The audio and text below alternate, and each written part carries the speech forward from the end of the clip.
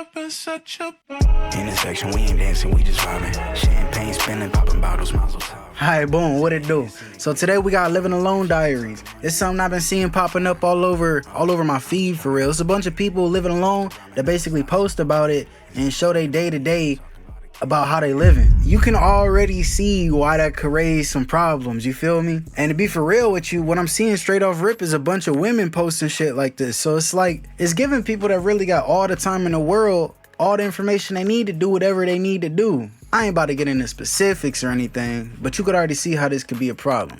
Anyway, we about to get into it. Video by Sid's Internet. You about to see what she talking about. Living Alone Diaries have taken over every social media platform. And that's a problem because this has got to be one of the most dangerous trends I've seen online. If you don't know what Living Alone Diaries are, it's a trend where young women create and post content that centers around their experiences and routines while living by themselves. And it's all branded under the title Living Alone Diaries. There are many creators online who make Living Alone Diaries and Living Alone content in general kind of the signature series of their pages. TikTok, Instagram, YouTube. For real, if you search for Living Alone Diaries, you're going to see lots of videos with view counts in hundreds of thousands, if not millions. But when you look closely at what's being shared, I didn't realize it was that big of a phenomenon, for real. I ain't seen that much shit pop up on my feed, so damn. and who might be watching, all of these Living Alone Diaries start to feel less like cozy lifestyle content and more like a roadmap for the wrong people. And the crazy part about all of this is very few people are talking about how dangerous living alone content is. Man, yo, let's just start on the base. Where I'm from Detroit, Michigan, you feel me? Where I'm from, a lot of shit happens. People know about it, you feel me? It is what it is. You just can't ignore it when it happened, you feel me? We was always told not to be telling strangers information, not to be putting your information out there, not to be talking about what happened inside the house, not to, you know what I'm saying? You lose your house key, you changing locks automatically, don't matter where you lost it at, that's just how it was, you know what I'm saying? We grew up in the neighborhood had bars on every single door, every single window.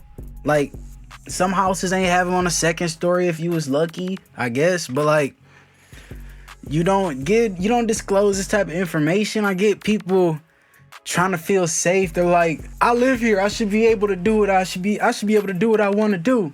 But this is real life, poo-poo. This is real life.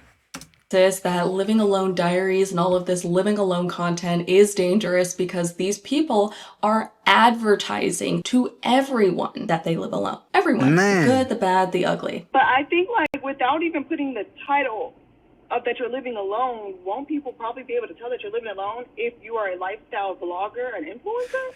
I don't know if it's that deep, but if I was to make videos and saying, cause right now, I'm posting videos right now. Are y'all assuming I'm living alone? Probably so. But at the end of the day, a lot of this shit, you know what I'm saying? No, you can already tell something looks lived in. You feel me? Some shit on the floor. You feel me? And a lot of these people is doing their day in a life videos. They getting their chores together. So they start with the shit on the floor everywhere, and then they get it to where they got a nice aesthetic in the house. You feel me? Or they coming home with groceries. You feel me? At least that's what I've been seeing on my feed. So I'm looking at these different demographics of people post their information, and I'm just seeing it as oversharing. This is kind of like how social media started off when everybody was posting about their feelings, and the people who was posting about it was getting ostracized on social media and shit like that. People would just look at them sideways from posting it. That's just how social media was back then for little shit. Now imagine it's your house. Nah. Living alone in Dallas as a 20-something-year-old woman, how that would necessarily make me more of a target. I'm asking for educational purposes.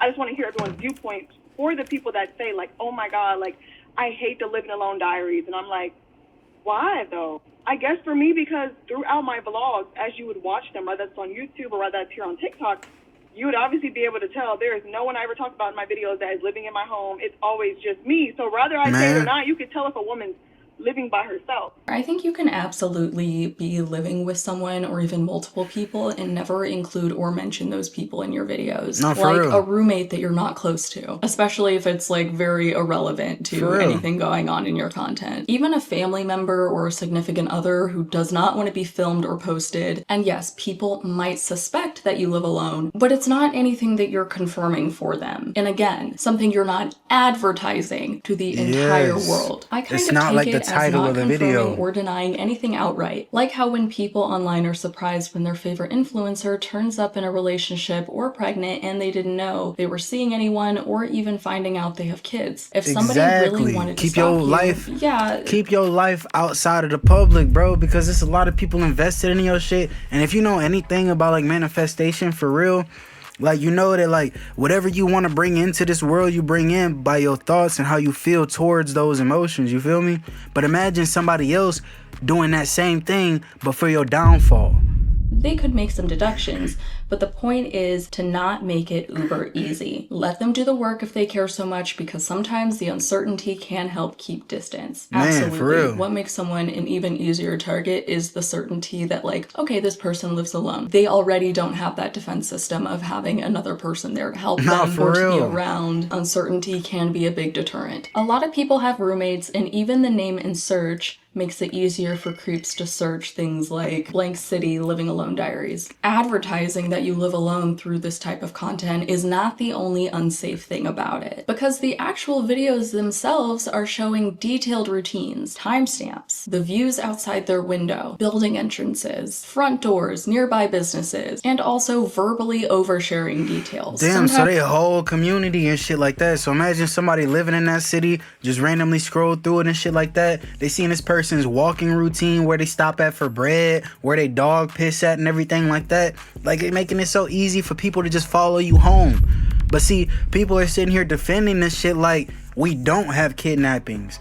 Like, just because you haven't seen it doesn't mean it don't happen.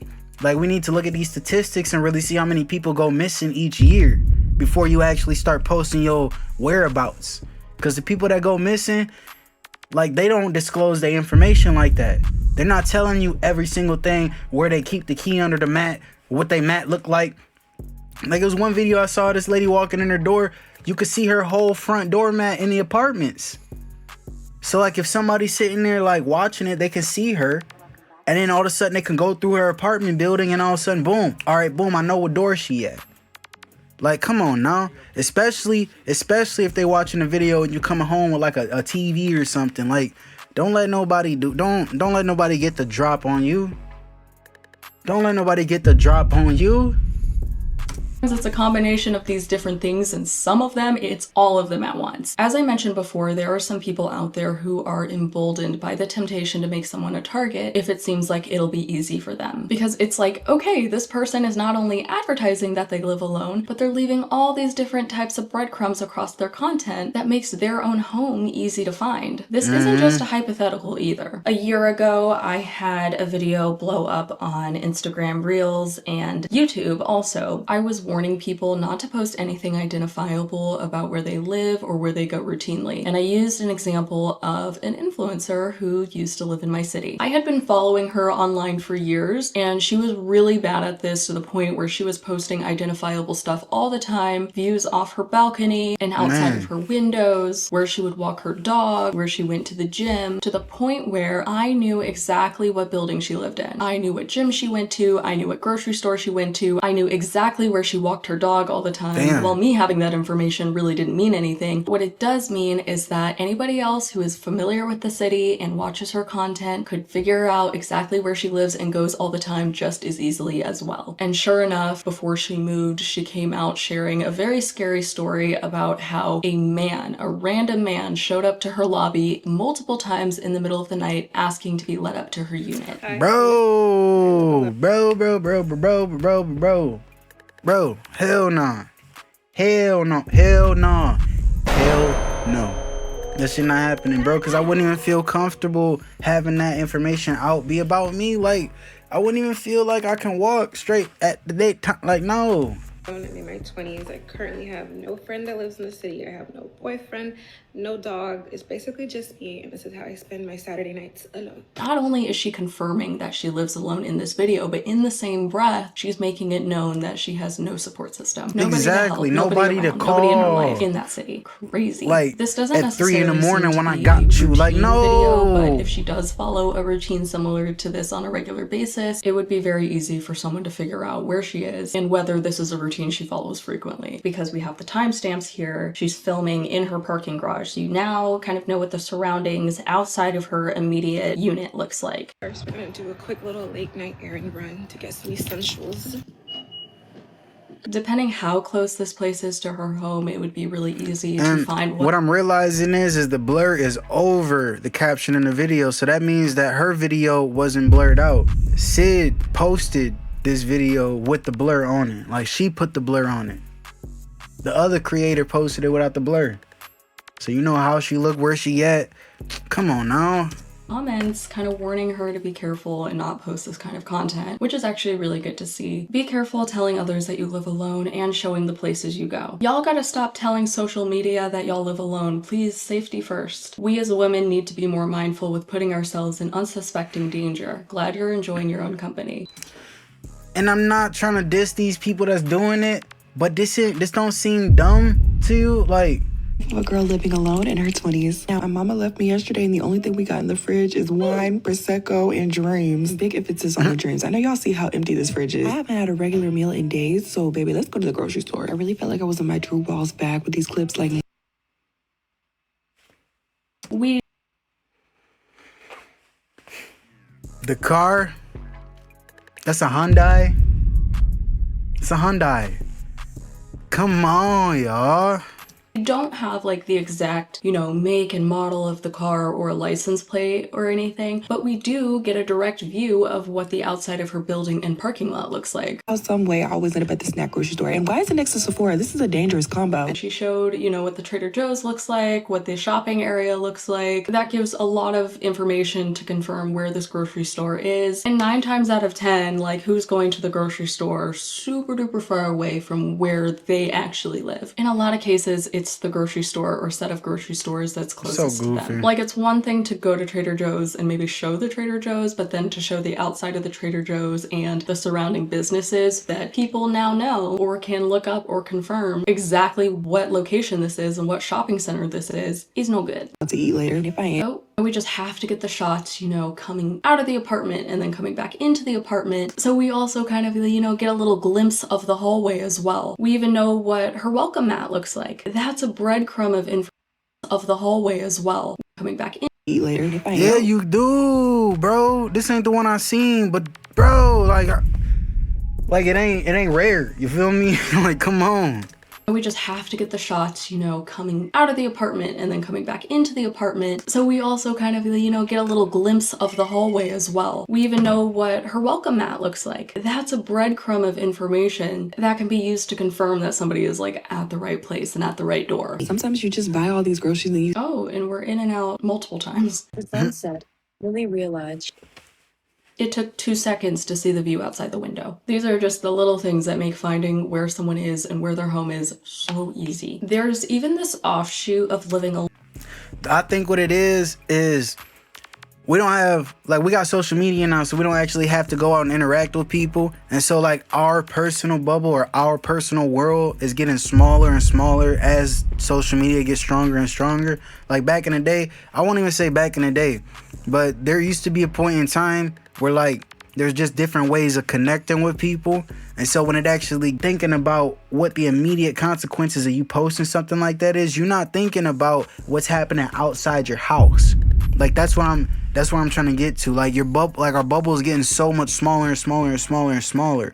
Like, your house is still outside. You feel me? You might be inside your house, but your house is still outside. So when you posting videos inside your house just thinking it'll be a cute little montage and shit, you're not really thinking about what's happening outside your windows. So that's how I could see a video like that really getting out. Even her walking through the door, she focused on getting the groceries in, so she thinking that's what everybody else is going to be focused on doing. That's just not what it is. We looking at everything and, like, it's just a little video. They're not really seeing it like that. So I can see how I get down to it. But at the end of the day, we do need these, like, if you're one of these people that post something like this, I apologize for saying it's dumb, because it's not dumb. I can see how it happens. But, like, come on now. We know other ways to get around this stuff.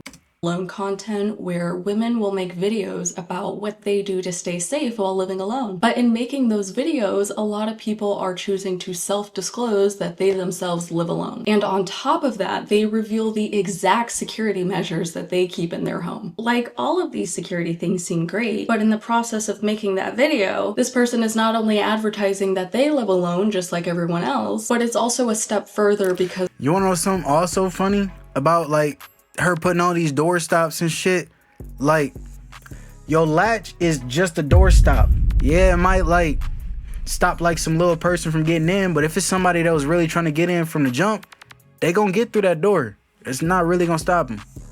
they're exposing all of the safety measures that they do to keep their homes safer. Exactly how it is you reinforce your door, exactly where the cameras are located, sharing not only the exact safety measures, but where they're implemented and how they're implemented, I believe only gives people a roadmap on how to disarm them. If you're wanting to create content or post anything online for any reason, there are certain things that are just outright unsafe to share. It's really important to have a plan for what details are okay to share and what details are off limits. So few people do it. And it totally makes sense how someone could see other people making living alone content and even participating in other unsafe trends and just not even think twice about it, maybe even deciding to participate themselves. Almost a year ago, I created a social media safety guide that makes safety a seamless part of the posting process. It comes with 2 parts: a guide that helps you create a safety plan that's totally tailored to your content and your purpose for wanting to post online, and 2 easy to follow flowcharts that helps you decide whether your content is safe enough to post. It can even help you audit anything that you've already posted. The flowcharts are kind of like those fun magazine quizzes. You start at the top, answer a few yes or no questions, and it leads you to a clear answer on whether or not something is safe enough to post. If you're interested, the link will be in the description. At the end of the day, it's way more risk than it's worth participating in living alone diaries and living alone content of any kind. This trend in its very nature is unsafe, and it's simply not talked about enough. I'll be making more videos about dangerous social media trends, so let me know in the comments if you think living alone diaries takes the cake, or if there's a trend you find way worse for internet safety. And